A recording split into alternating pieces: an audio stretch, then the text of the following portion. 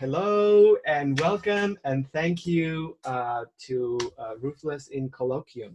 And my closet door is open. So that means I've been spinning like crazy to get ready. I'm not gonna close the door of the closet, but anyhow, so we're really excited. Hi Jen, how are you? Hi, Julio. Hi, everyone. Happy Tuesday. Happy This is an Tuesday. exciting lesson. I'm excited to see the differences between the Cool. two whites. Yes, I found three. So thanks, Jen. So I'm just gonna go ahead and do this tutorial presentation about mostly the two kinds of white paint because we came across this issue in our ceilings paintings. It was the practical application of what we talked about weeks ago or a couple of weeks ago. So I realized how good the zinc white is, and I just brought three kinds. I'll explain brands, what we need to look for. I'll explain what's important and what the white does. So I went to Blick, the art store, which is open still, and the palette paper is gone. So they only have like big sizes and they don't have the gray. So I managed, yes, I managed to create something with gray paper and just some film that I had, or one of those like sleeve pockets. And let me see if I can just do this better because the camera is, yeah, it's not gonna be, hold on 1 second. Yeah, it's gonna be like this, basically. I don't know how why the camera is not picking up the, here we go. Yay, that's good. So I'll do my best. Yeah, this is upside down, but that's okay. So let me just flip it. Okay, sorry about this, but okay, here it is. So just to, before the tutorial, if you want to hide all the non-video cameras that may be popping up in your screen, you just hover your pointer to any of the windows, and then you're gonna see three blue dots, which means that those are options that when you click on them, there's going to be a drop down menu, and one of the options says show or hide non-video participants. It's a way of having only the two cameras on your screen. So I'm gonna go ahead and highlight this screen right now so you can see the materials. I have the radium white, I have the zinc white, and I have titanium zinc white. And I'll explain first the difference between titanium and zinc white is basically the pigment. Most people, or in general terms, titanium white is the most used and the most appreciated, and it's the one that's chalkier and more opaque and creates more opacity. What I investigated this week, I did some research, and a lot of like purist painters have an issue with zinc white. As good as it is, and I think we should use it, but the oxide zinc in the pigment, it has a tendency over time to crack and fall if you use a lot of it. So it's generally, it's regarded as a new pigment, and the pigment or the white par excellence in the classic years of oil was lead white. Lead white created a similar effect as the titanium, but because it's so poisonous, and well, it's poisonous, but if you take precautions, you can still buy it and you can paint with it. So recently, or in recent oil history, the zinc white was introduced as a non-toxic version. Literally, and I think I can use that word applied to this, literally this paint is non-toxic. This pigment is non-toxic, zinc white. So yes, it's recent. It's a recent formulation. The lead white was the start of the whites back in the days. You can still buy it.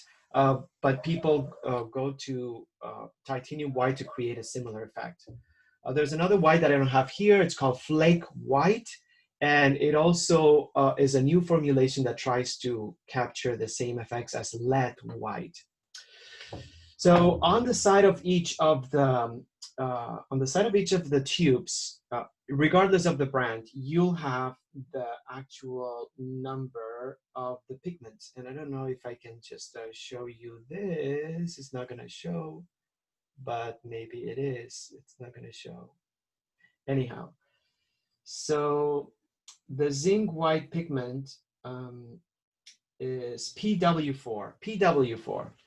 So what I also learned is that some cheaper brands of paint, instead they say that they have zinc white, but instead of like putting PW4 pigment, they have PW4 mixed with another white pigment. So it's not pure zinc white.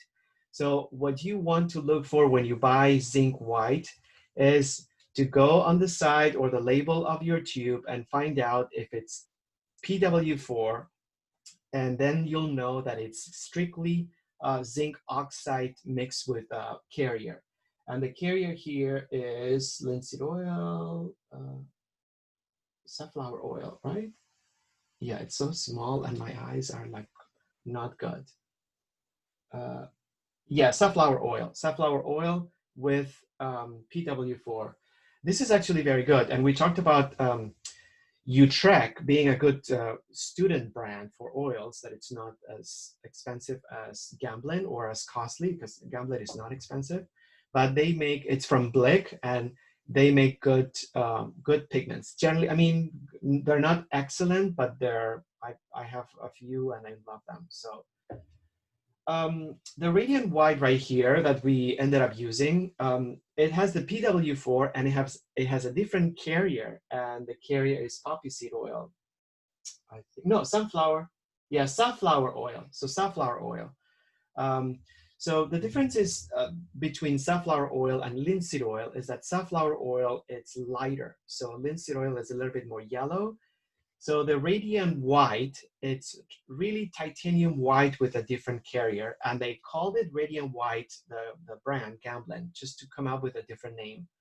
But what you want to look for is what kind of pigment you have in the tube, and what carrier binds the pigment. If it's safflower oil, it's clearer and you're going to get a much brighter pigment. And if it's linseed oil, it's going to be a little bit warmer. You won't tell the difference when you paint because it's barely noticeable, but some purist painters or some purist oil painters, which I cannot stand, they swear by this micro nonsense difference between carriers.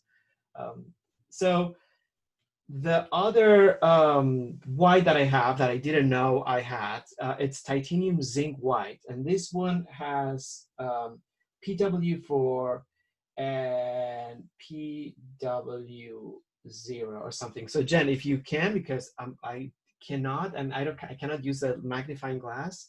If you want to find out the pigment on a Gamblin white, titanium zinc, or titanium white, which one is it? I think it's PW0.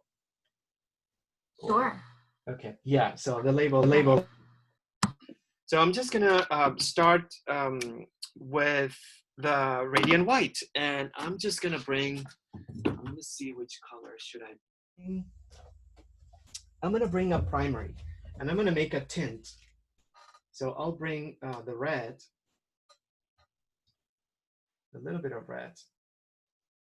Primaries are best to use if you want to find out how the neutrals or the paint that you get, the neutrals that you get, how they create tints, tones of or shades. A tint is a mixture with white, a tone is a mixture with gray, and a shade is a mixture with black, with Mars black. So I'm going to put the radiant white. Remember, this is titanium white, and I'm going to put the zinc. And this is zinc white. So I'm going to do this right this time. I'm going to make them vertical. So titanium and zinc. The first thing that I'm going to do without any pigment is I'm going to pick some of the titanium, and I'm going to show you what it looks like when you paint over a surface without any color. So it's super chalky. It's very cold because this one, the carrier is safflower oil. Safflower oil, for those who heard this, but it's the oil that we use. Sorry, guys. Yeah. Okay, got it. It's the oil that we use to put our brushes in. We have a jar and we put the brushes inside safflower oil. Safflower oil has always been a paint carrier, except that in the 50s, someone thought that they could make a different use of safflower oil, and they realized that you could fry things with safflower oil and sell them and save money. So now we have lots of chips and stuff like that that are fried with safflower oil, which used to be a paint carrier. Uh, it's an oil. I don't think it's super toxic, but it's interesting to find out that a new use of the safflower oil has been very recent. So as you can see, without any paint, my brush probably has like some remaining paint. This is fairly opaque and creates what we call a whiteout effect. Whiteout completely blocks everything from the palette. I mean, whites out everything underneath. So I'm just going to use the zinc white and a little bit of medium.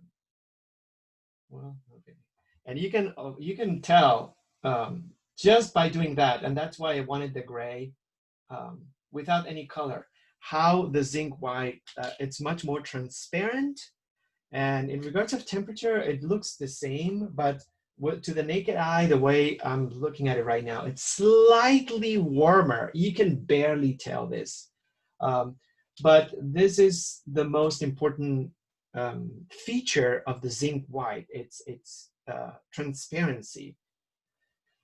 So why are we bringing zinc white now in the picture when we've never done it in years that we've been using oil? So we've been practicing a lot. We have had more opportunities to learn about whites, and we now understand that sometimes on layers that we want to apply on top of everything else, we have difficulty with titanium white because of that whiteout effect. We put paint on top and sometimes it becomes too white. So I want to make sure that that you understand, anyone watching this, everyone understands that this issue is an issue that advanced oil painters encounter. White is the color or the paint that people want the most. You can't get enough of white when you paint with oil, at least at the beginning. Like the paint is not wet, and you want to make it lighter, and you start bringing more white. So this is an issue that it's more geared, or it shows up more towards advanced painters. So that's why I think it's important to understand that sometimes when you want to lighten something up towards the end, but you actually don't want something so strong, you can bring in the zinc white and you can create softer values. But this is not the only amazing thing about zinc white that we can explore or take advantage of. There's another great thing, and it has to do with how it mixes with paint, with color, with color. So I'm gonna bring some titanium white, lighter first, and then a little bit of the red. And it's just gonna create, I'm gonna bring some more white. Color, I guess. Yeah, a mixed color, a lighter color, a high key color, a pastel color, something that's much pastel-like or high key, not much colored. I'm not talking about pigmentation here. The white reduces the pigmentation of the paint, so there's less color on it. So with titanium white, we can create chalky pastel notes. But when we use zinc white and color, what we're going to create is much more pigmentation on the paint. So if you want to make colors much brighter or much lighter, sometimes using this color, I mean this paint, the zinc white, will give you much more intensity of color than the chalky white. So it's not just about opacity versus transparency. It's about less pigmentation and more pigmentation on a lighter color. So zinc white, I feel it's a phenomenal, it could be potentially, it is, because we tried it with our paint with the ceiling. And it was perfect to try there because we had a big surface, and we had to create highs and lows. If you only use titanium white and you want to create something much lighter, what's going to happen is that it's going to feel very chalky and not as colorful or as bright as using zinc white. So I'm going to connect this with the issue of using white too early in the paintings. The traditional or academic approach to using white is that we should be encouraged to hold off using white early in the process, just because we want to make sure we use either the transparency of the paint, or we want to use substitutes of white. Ecru, which I love, it's the best. And the reason is that you want to start avoiding putting white paint underneath and then not being able to change it when you go over it. That's number one. But the number two issue to avoid using white too early is to avoid creating areas with very little pigmentation. I much rather, and we're going to try this moving forward. I'm going to start using zinc white in my palette moving forward with subsequent following painting sessions. But I feel like, it's a better option to use this white first than creating lighter values, but much more pigmented, than using the titanium white right off the bat as a first white. What I'm going to do next, maybe I'll do it in the middle. I haven't done any of this thing before, so luckily it is worked. But this is the first time that I'm doing this tutorial. But I have seen examples of how the zinc white works online, and there are so many like articles and videos and stuff like that that you can see this. So the first thing that I'm going to do is I'm going to clean my brush, and I'm going to bring a little bit of the white and titanium mixed together. So this is, I have this, I don't know why I bought it. I know why. I bought it because I thought I was buying zinc, and I didn't know at the time that actually this was titanium plus zinc. So that's why I bought it. So you can see this is a little bit in the middle of the road, I would say, but it has a different temperature. So it's not as chalky as the titanium, not as transparent as the zinc, and not as cold. So and I'm gonna try to find out, is it safflower oil? It's also safflower oil, the Kerry safflower oil. And it's PW4. And what's the, Jen, did you find it? It's PW. Yes, it's PW4 and PW6 because it's titanium and zinc, so it uses both. And then, the carrier for that one, I'll just write it down, is safflower oil, while Gamblin uses linseed for their pure zinc white and their pure titanium white. Oh, okay, cool.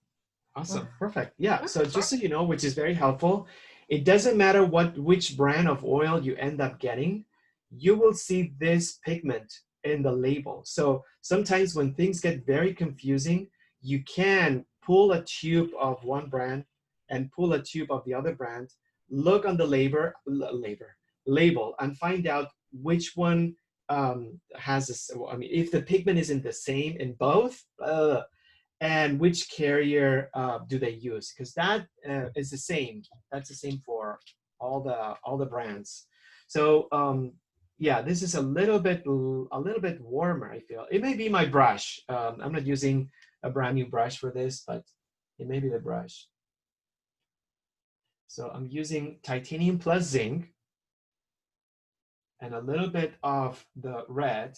And the transparency, it's I wouldn't be able to call it. I think from the neck, I mean, with my naked eye, I can, but what I do call is the difference in value. It's a little bit, maybe it just didn't put enough red. Well, yeah, it just acts differently when you mix it with pigment, with color. It's easier to make darker colors with the titanium plus zinc. So there you have it. The three paints, I would not bother getting the titanium zinc. I personally feel that I'm not there yet, and I don't want to be there yet. And by there, I mean being so obnoxiously annoying about pigment that I need something in between. I'm not that kind of person, but it just depends on what you want. Just know that there is in between. But instead of wasting money on that, I would certainly, especially if you guys are listening, yes, we have a nice group. I would consider whether in the near future or somewhere along the line, I would consider getting some zinc because it can, and you will text us, you will email us, and you will tell us that, yes, that made a difference. You were able to blend things better without worrying too much about the whiteout effect. You were able to keep the pigmentation of the colors a little bit better than with a titanium white. So it does make a lot of difference, I would say. And yeah, I think that's basically essentially and pretty much it. I'm not going to use any gray because I think that pretty much is self-explanatory. And you can use the best way to find out what the neutrals do when you mix them with paint is when you mix them with primary colors. That's the best way to find out if the pigment is going to make it warmer or colder, or the transparency or the opaqueness of the color. And I think that's pretty much it. Oh yeah, the flake white. The flake white seems to be a very popular color. And I want to get my hands on flake white because some people say that it's the best substitute for lead white. I've seen tutorials online where people put lead white and titanium next to each other, and it's basically the same thing. So flake white, it's a substitute for lead white that it's not toxic. I don't know the pigments that are used in flake white. And I think, Jen, if you want, can you find out the Gamblin flake white, what kind of like white pigments and carrier they have, if you can. But I know some people were able to buy lead white. Gamblin does not have it. Utrecht does not have it. And I think Winsor & Newton, another great mid-range brand, does not have lead white. I know that some other fancy brands, they do provide the lead white. And don't be afraid, but first time we heard about it, we freaked because we didn't understand, and that's basically or essentially a very toxic pigment. But if you take precautions, and the precautions are number one, open windows, number two, gloves, you're totally fine. I don't think it's necessary. Just use titanium white, or we're going to do another tutorial with flake white when we get a hold of it, but I don't think I will not be able to live without it. I think I'm happy with the zinc white and the titanium white. And I'm just gonna, yeah, I think I'm gonna change the camera and we're gonna go to I'm gonna prep the screen with all the work from the ceilings. But if you guys have any questions, you can what you can do on the Zoom. Another thing that you can do is at the bottom of the screen, and Jen, you can take care of this if you want. But at the bottom of the screen, there is an icon that says reactions. So if you want, you can click on the reactions, and there's like a clapping and there's a thumbs up. So you can use one of those if you have a question, and yeah, or you can type it, or you can let us know, and then we'll just we'll open the mic. This is not a reflection on you, but we feel like when we present the tutorial, it's best to keep it orderly. So if you have a question regarding the whites, just put it on the text, on the chat, or just make a reaction. And in the meantime, I'm just gonna prep, because we got some great new additions to the,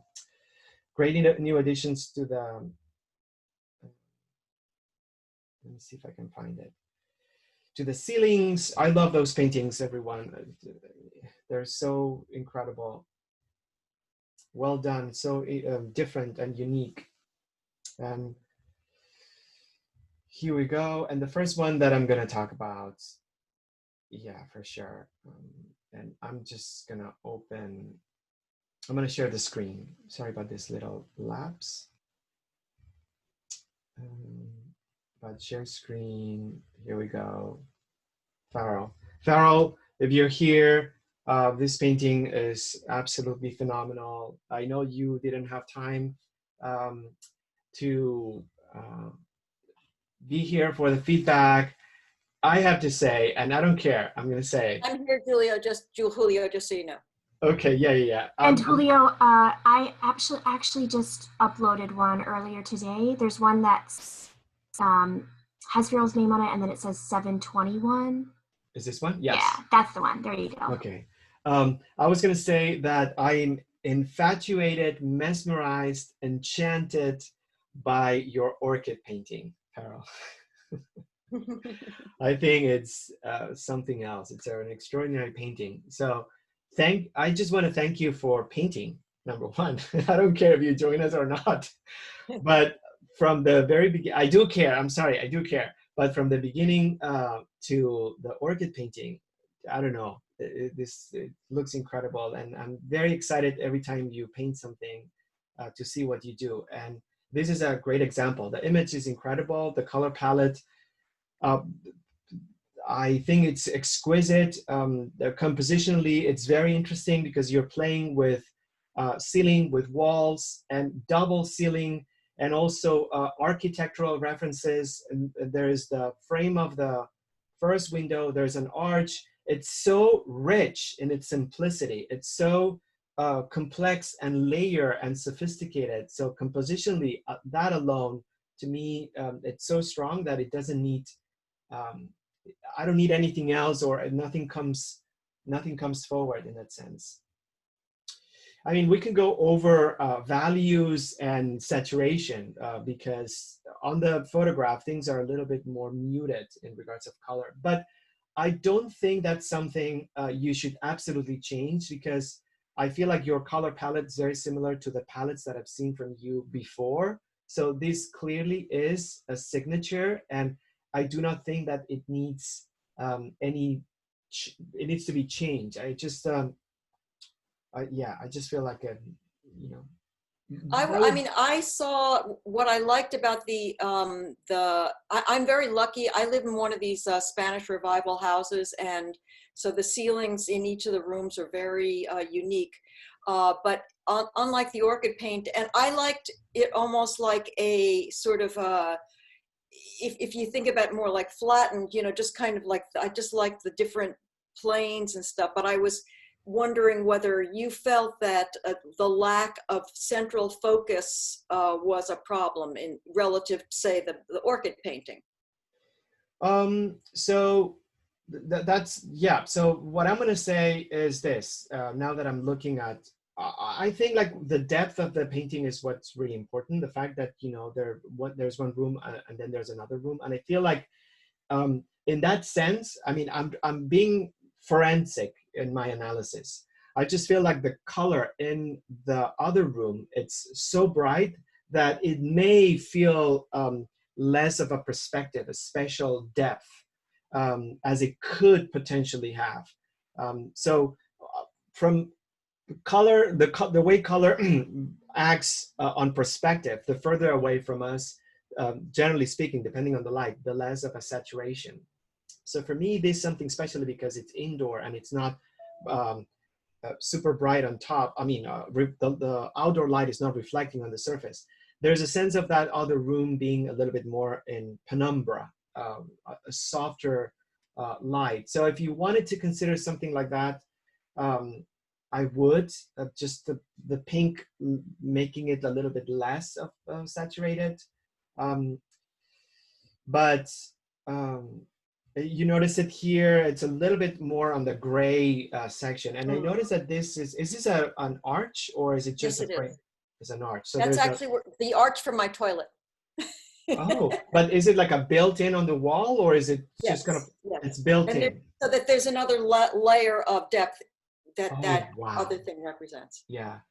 I mean, that would be, I mean, another thing that I love, it's that it seems like the light, and that could be something that potentially, if you had the stamina to work on it, I would consider it.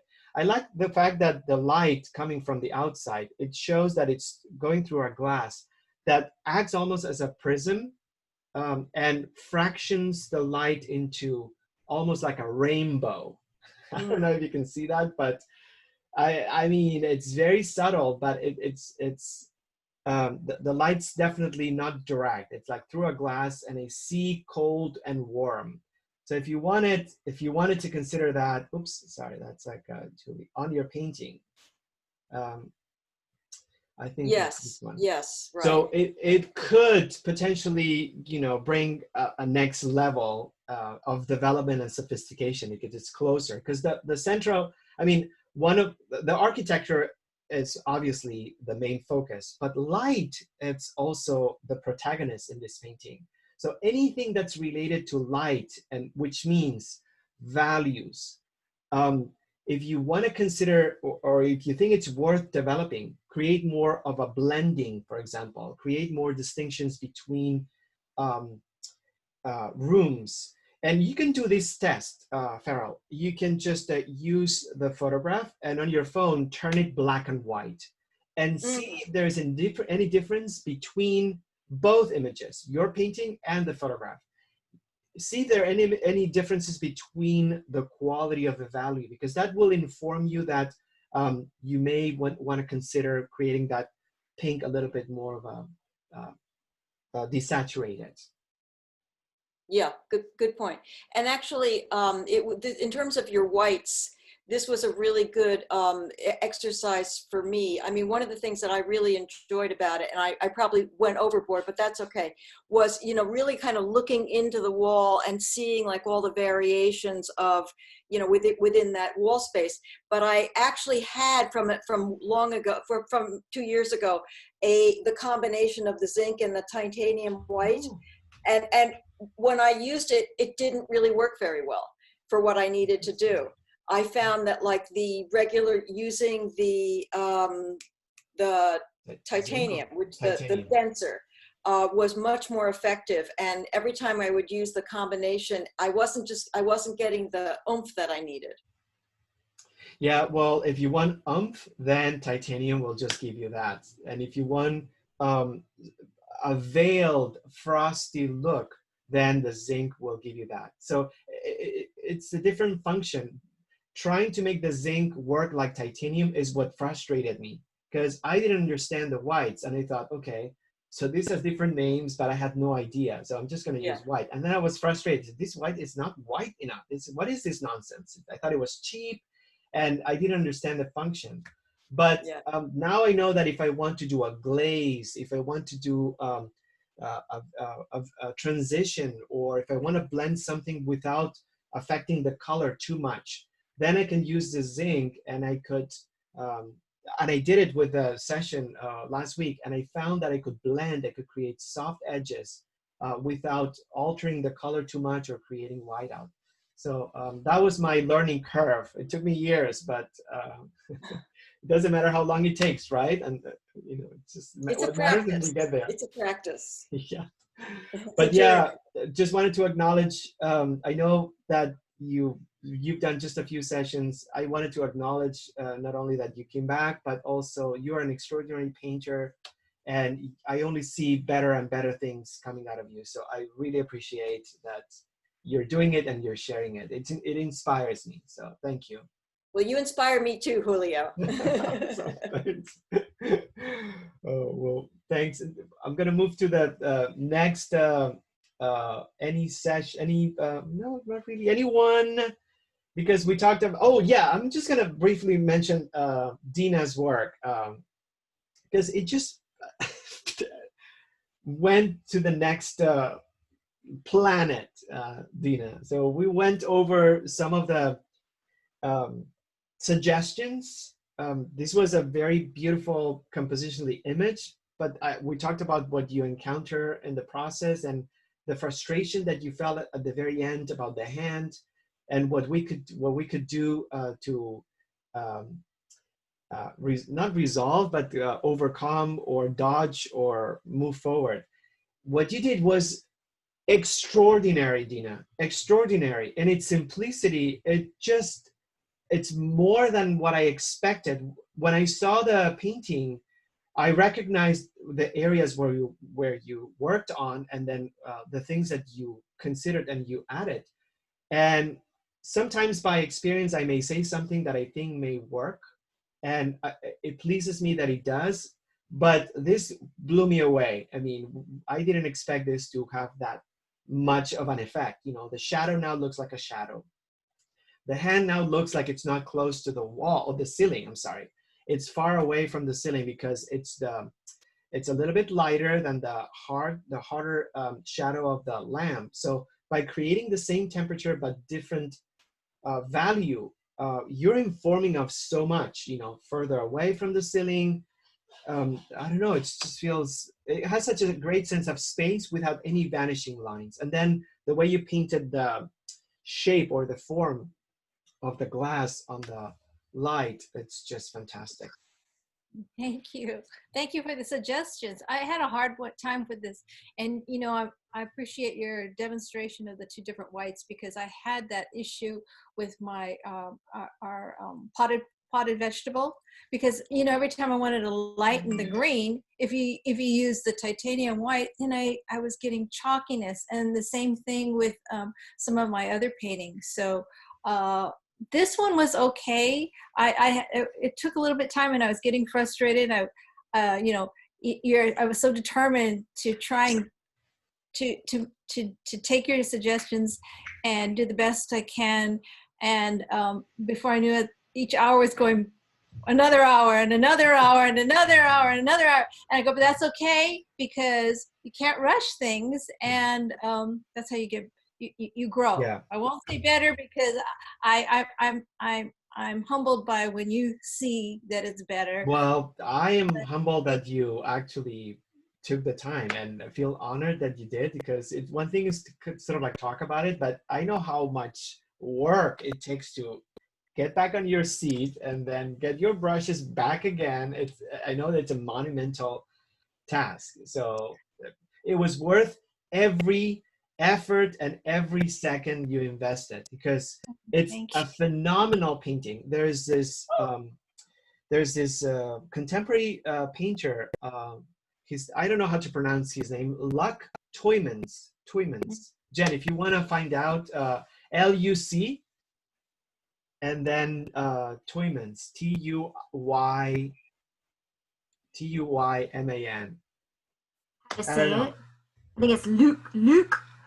I have no idea. This reminds me, you know, it's funny because Ed Ruscha, the painter from LA, you know, his last name, I mean, he made everyone pronounce it Rouchet, but I Right. don't think that's the name. I love when generally male painters that they find talk about privilege. They find their last names for whatever reason, ordinaries.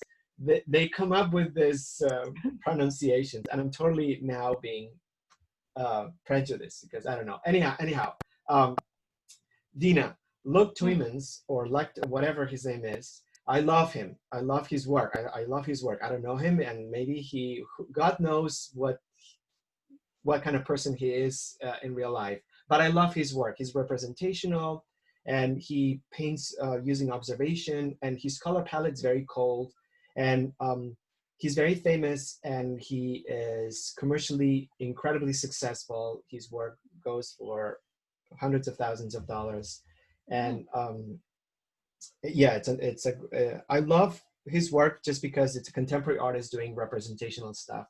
This reminds me of his work just because the thing that makes him different than any other realistic painter is that he uses very interesting compositions, and he paints things that are not so predictable. One of my favorite paintings of his is A Broken Window, and I loved it so much that we got inspired to do not only windows but broken windows not a long time ago. So he wishes he would have painted this because this is incredible. Yeah, it reminds me of his color palette, and I would suggest you check his work, and Jen will send us these amazing, incredible recap emails that she does, and she's gonna put his name, because sometimes when I find a similarity in another painter, I use it as inspiration, and it helps me develop my own work. So take a look at his work, his compositions, because maybe it's something that you may feel inspired by, and maybe you will feel less afraid of doing something that you always wanted to do, but you thought it was silly to do it, you know. Great job. Okay, Thank you. I don't want to interrupt this, No. but I found the most amazing website that literally has, I feel like, every single artist that ever lived and how to pronounce their names. Oh my It's gosh. incredible, and I will include it. I know, it's like, Okay. where is this gold? So it's Luc Tuymans. Okay. Like T-I-E Men's. And it looks like you're supposed to emphasize tie. Is he American or is he from Belgium? He's from Belgium. From Belgium. Yeah. I wasn't 100% sure, but yeah. Anyhow. Awesome. Yeah. Perfect. Well, thank you, Jen. Sure. Fine. Dina, any questions? Oh, sorry. We just hold on. Anxious to see what the this week's project. Yes, I'm gonna the last 5 minutes. Yeah, I'm really excited. But yeah, so thank you, Dina. You're amazing, and I really appreciate all you do. And I think actually, Dina, while you're here, we have a question for you. From another painter, asked how you achieved the texture of the ceiling. What kind of brush you used, or how you achieved that? If you're still here, I'll ask you to unmute. There you go. It's not, it was actually my go-to, or my, like Julio says, you gravitate to one kind of a few brushes, and I do. And this one, it's a hard, it was a question for this, was it for me? The question was for me? Yeah, it's for you. Yeah, so I just was taking the brush, and since it is a pointed brush, but it's kind of chewed up, then as you're dabbing, you're kind of creating a texture because it's not uniform. And I just kind of was changing colors and kind of, I really have to remember when Julio says, change the brush strokes, don't make them so uniform, and just, kind of splattering there, because, and the ceiling is, popcorn, the acoustic ceiling. Right. So I just did my best to kind of imitate that if I could. Yeah, those old brushes, they're marvelous. Don't throw. I know Yeah. you think, gee, this is like chewed up. I should just go get another one. No. But then when you're painting with them, you're like, hey, Yeah. you're getting, you're pleasantly surprised from Yeah. what it can Yeah. do. I don't think the only times I've thrown brushes away are when the handle and the come apart or something. But other than that, I've never thrown one away. Or maybe, I mean, there's some that are it's impossible. There's no movement on the bristles. Yeah. But very rarely, honestly. And I love the paper that I finally got my hands on some of the arches that you guys use. Great. And I'm also, the last 4 paintings it's 9 by 12, but I cut them in half. Good. And the reason why is because you were telling, you were sharing with people, you can paint smaller, it'll take less time, and you're still learning. And then for me, I'm able to complete. You can see how I'm able to, even with going back with the revises, I'm able to spend enough time on it, and I don't get frustrated like, this is going to take me forever, and forget it, I'm not even going to do it. So cutting them in half is just perfect, the 9 by 12. Wow. I can tell you right now, and I know that I probably speak for everyone watching this. It doesn't look like it's less than half 9 by 12 at all. Yeah. It doesn't look like a miniature. So you can't. It's really good. I love it, and I would suggest that to anybody else, because that way you're getting more done in this, because you've got smaller real estate to work with. Right. And you're still being able to learn and experience. But then when you see it's not taking you, you're saving minutes in your process because it's smaller canvas. But the paper is a phenomenal. I just love that paper. Yeah. Good. Yeah. Gertrude Abercrombie. She was an American painter from Chicago, and she has canvases of snails that I die because they're so whimsical and gorgeous. Like this big, super tiny.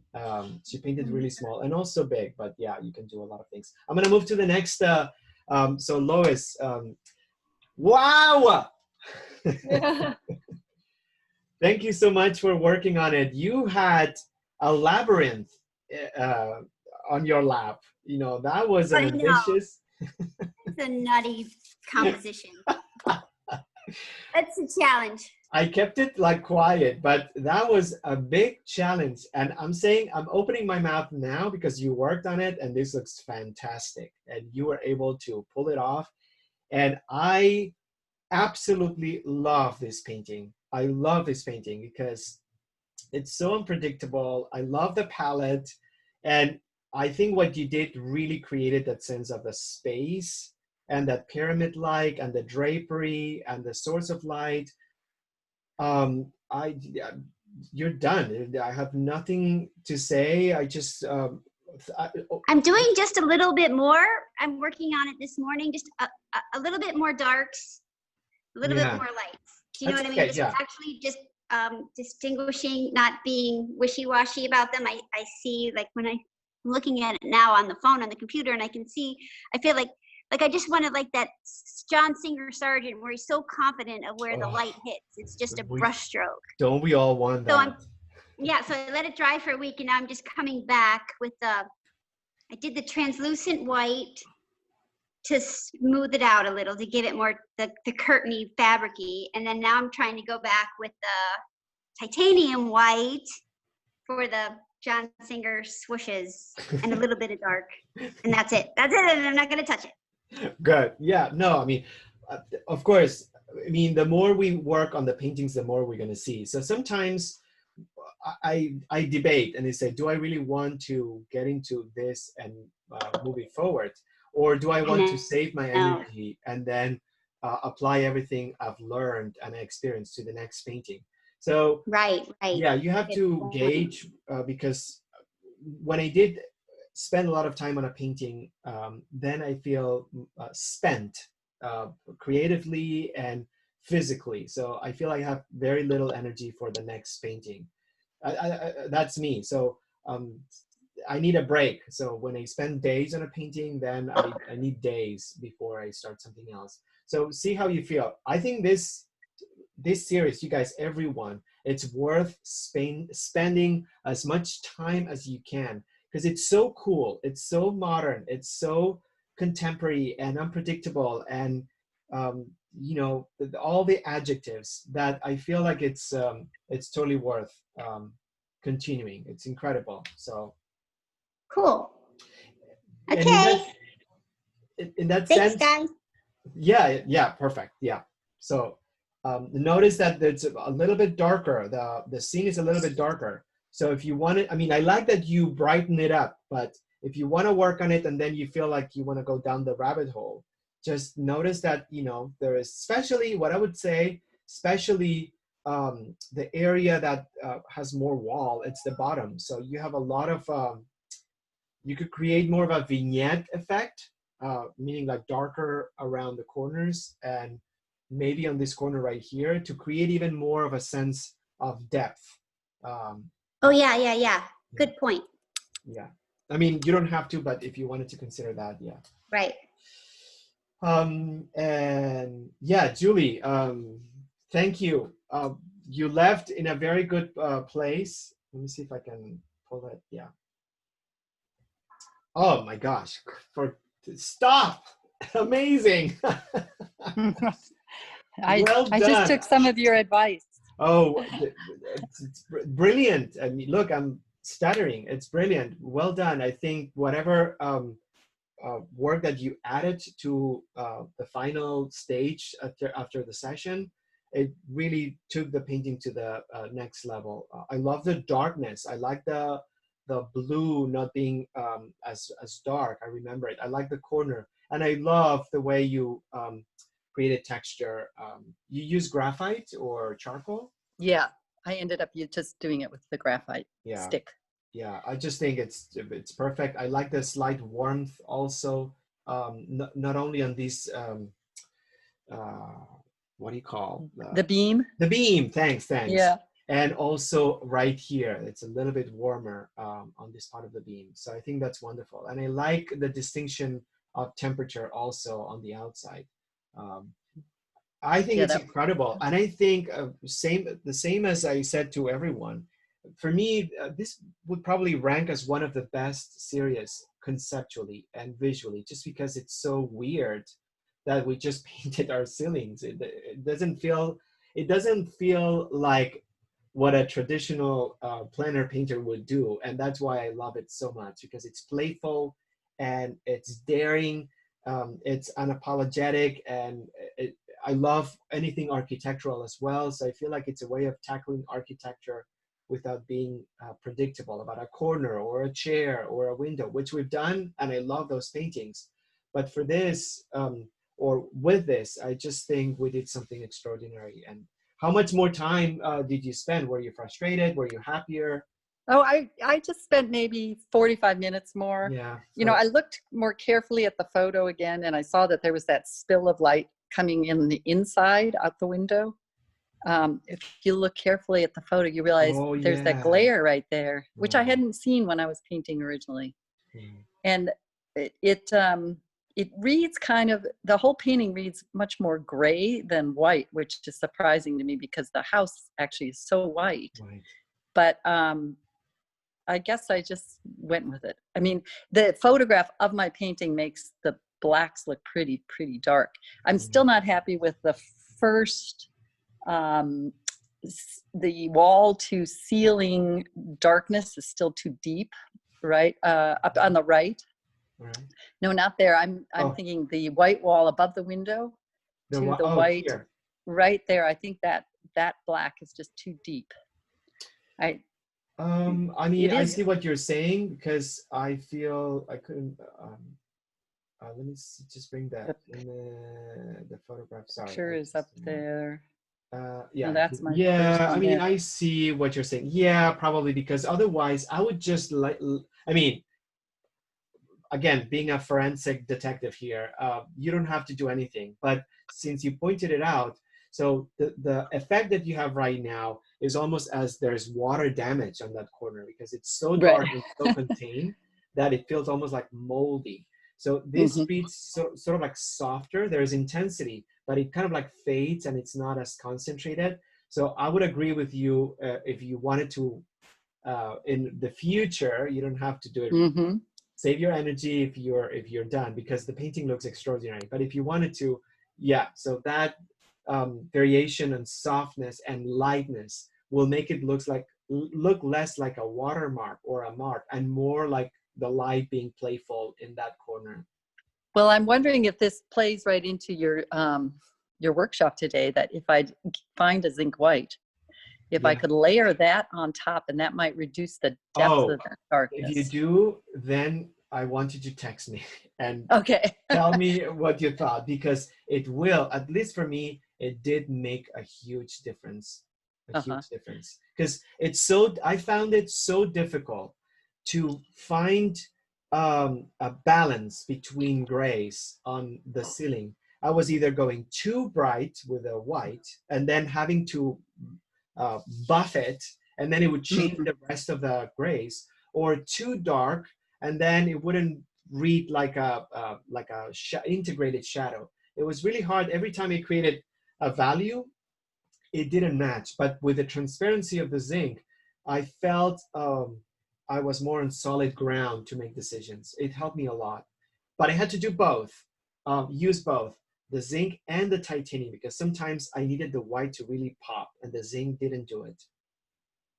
Okay, so that's helpful. I'll let you know if I work on it. Oops, sorry, my dog's barking. No. Awesome, thank you.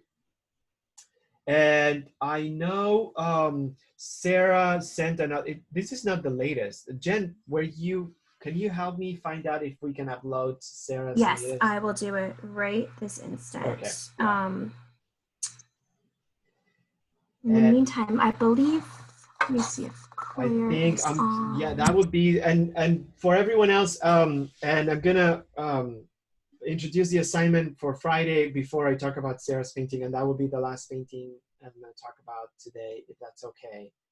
And so I cannot believe we're on week 17 of this entire process. 17 weeks. It's been 17. We count them. And we haven't done, we haven't paid homage or whatever, oops, to a very important part of our lives. Sorry.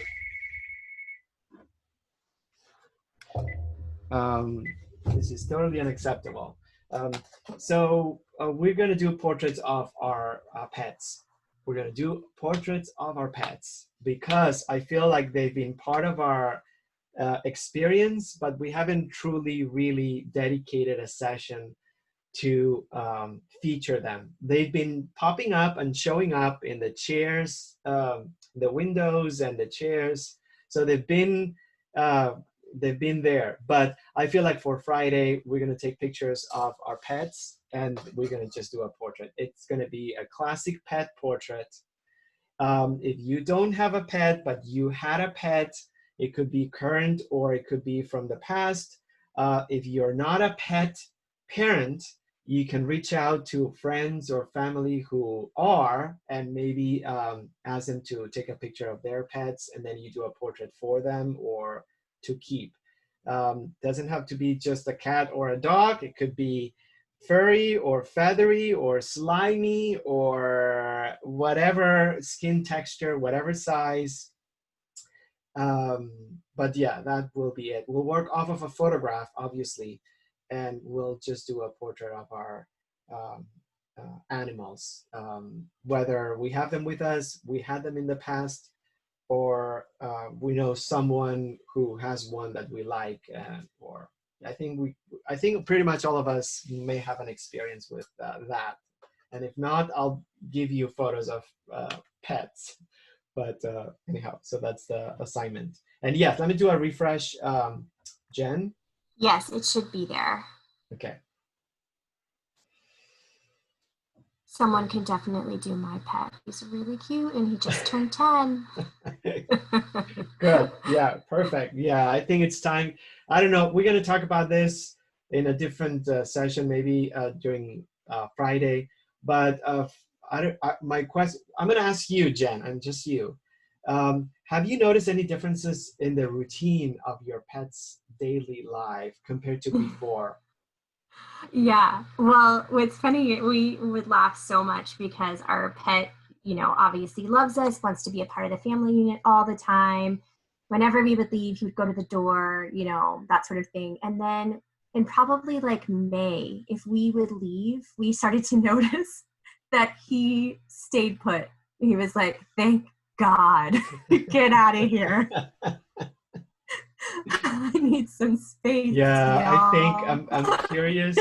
I'm curious because I think, yeah, I think there have been changes in the sleeping patterns of our pets. We have 2 small dogs, and it's been a little chaotic because I don't think they were ready for us to be here all the time and getting their daily sleep, and Right. there's and waking up at night. It's a whole different story. Yeah. It's like a mess. No, but, it's disruptive, this whole yeah. thing. But yeah, so I'm excited. So anyhow, this is the latest. Sarah Jennings, you love the composition. I'm glad you worked on it. Love the transition of the white on the ceiling from darker to lighter. And I think this is wonderful. I think it's wonderful. I love the flowers. I love that the fact that you pigmented the wall a little bit more. Yeah, compared to the stage that it was at the very end of the session. Yeah, definitely. So um, I think this looks much more polished. Graphically, I love the contrast. Um, I don't know, Sarah. I have no comments. I kind of like point at things, but I think this looks fantastic. I love also the brightness of the flowers. I'm glad that you brought more definition and attention to that bouquet, that botanical indoor element. Because I think it's important to show the machine-like and the mechanical aspect, but then you anchor it with something botanical and natural looking. So I love that. If anything, I mean, you're done. I mean, I know that it's a lot for you to even add more to the painting, which I am grateful for because you always push it forward in the right direction. So every time you have a chance to do it, I'm grateful for. So this shows also elevation of the work, and yeah, so save the energy for the next painting. I mean, did you enjoy it? I love doing it, and I think that in working on it again, it helps me to have a day or two between the comments because I found that the first pass of the painting is rather dark. The mineral aspect of the paint comes through and the colors are not very bright. And so if you want to increase the brightness or the intensity of the colors, you really do need that extra drying time in order to mix something with it or over it and elevate it. And the other thing is, I think I spent a lot more time on the second pass looking at the original to see some of the subtleties because I added a little bit of warmth to the globe, a little bit more warmth to the ceiling. Once I started working on the buttery yellow aspect, I thought, this glow comes through the light if I'm looking at it properly. And I had compartmentalized the source of light without adding in the warmth. And so it really made a big difference when I did that. Wow, amazing points, Sarah. Super helpful also for everyone, because you're right on all points. The fact that a second session cleans up the palette a little bit. It's a good opportunity to lift up pigmentation, clean up the highlights, and we generally leave it in a very dark, neutral place. I agree with you. Great point. Great reason why we should plan always for a few minutes extra on a different time. And I know that I don't usually say very much during these sessions, but I just want to say how much I look forward to the group and everybody participating and seeing you all and hearing you speak about your work.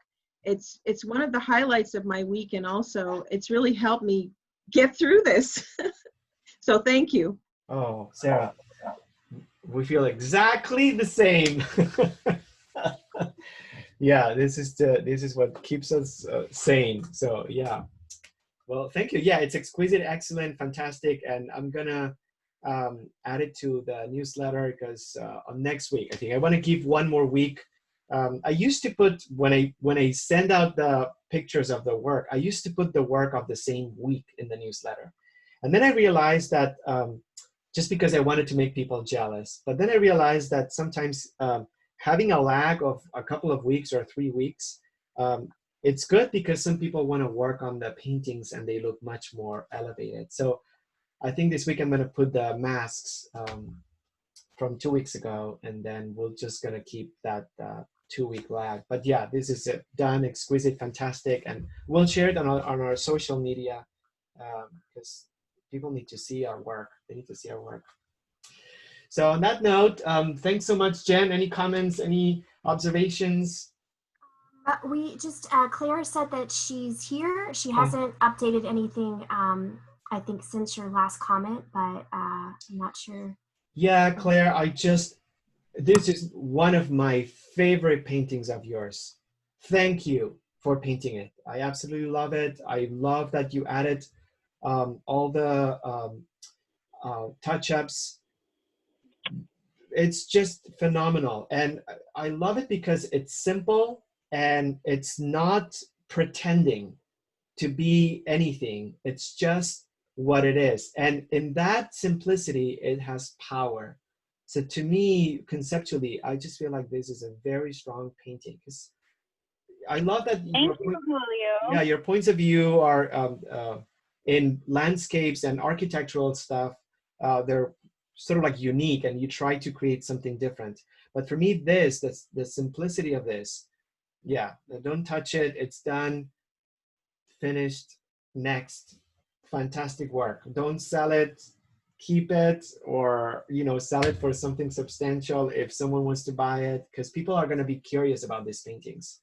When the day comes and you have a dinner party or you have someone at home, and then the conversation goes to your work, if it goes there, and you happen to have this, which I would suggest you do, because it's totally frameable and hangable, if that's a word.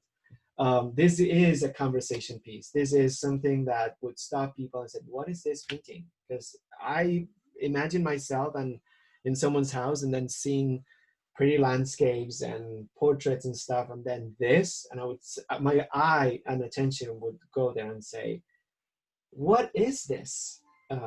So anyhow, good job.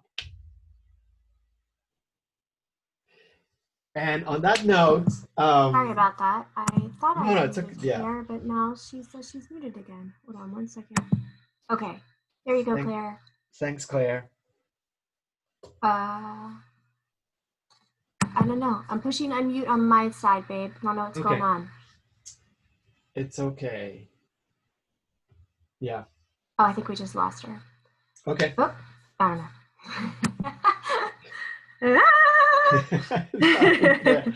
Claire, sorry if you wanted to say something, but I'm just gonna, with your permission, if you allow me, I'm just gonna wrap the session and just say, if a trick, you guys, that I learned, and we have been doing this, but only 50% of it.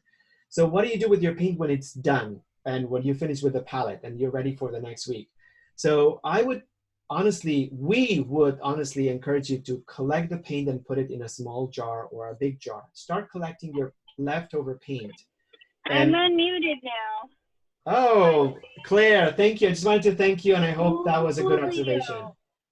Thank you so much. This was such a great lesson for me in stopping and leaving it as is and not fussing with it. I took your notes at the end to add a little pink on one side of the lamp and a little blue or lavender on the other side.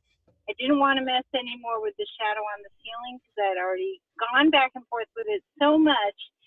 But it's actually, there's a little window box. You can see at the very bottom of the painting. It's on that window box right under the lamp where it is. It's like, and next to the painting of the hanging plant. They're the same color palette, and it looks like intentional. Like, I'm just gonna keep painting stuff around my house and putting the paint. And it was such a fun lesson in blending. And Julio, my first lesson with you was in blending all those years ago, 7 years ago. Wow. And I feel like I've come full circle now with the oil. And thank you. Thank you. Thank you. The only thing, if you want to take another picture, if you want to send us a picture with, leave a little bit of a border around it, because it's sort of like skewed, and I would love to have like a photo, if you can, with a little bit of a border, so I can do my cropping and everything. Okay. All right. So I am going to give you the bonus tip. I just invented this right now. If you're still there, I'm just gonna stop. Am I sharing something? Yeah. So here we go. The bonus tip. What am I doing? Pause. Yes. And I don't know why this is not letting me cancel the. Well, I'm just gonna say it right now. So I cannot cancel. Okay, so here it is. Save your paint, put it in a jar that has a lid, keep it there, stir it, make this gorgeous torrid roofless gray that we have to copyright or do something with it, I don't know, and keep it because it's a good color to have. And I'll tell you why it's a good color to have. I watched someone online using leftover paint, making a big mud like color, and then priming the canvas or the surface of the other painting surface. So I thought it was really clever to use the paint. We save it, we have a few jars, and it's gorgeous, and we use it seldomly. We should use it more often. But I love the fact that some people used it to prep the canvas, meaning add a layer on the next canvas that's brown instead of white. I thought it was clever. And then I'm gonna give it a try and see if for Friday I have that. And on that note, thank you so much. This was fantastic. I can't wait for Friday. Hopefully we'll have a nice group and another week. And yes, thank you again. Any questions, you can just upload your image and add your question as a comment. You can email us or yeah, and we'll answer whatever question. But thank you so much. Thanks, you guys. Bye, everyone. Notes are on their way. Bye. Bye. Thank Bye, you. guys. See you Friday. Yeah.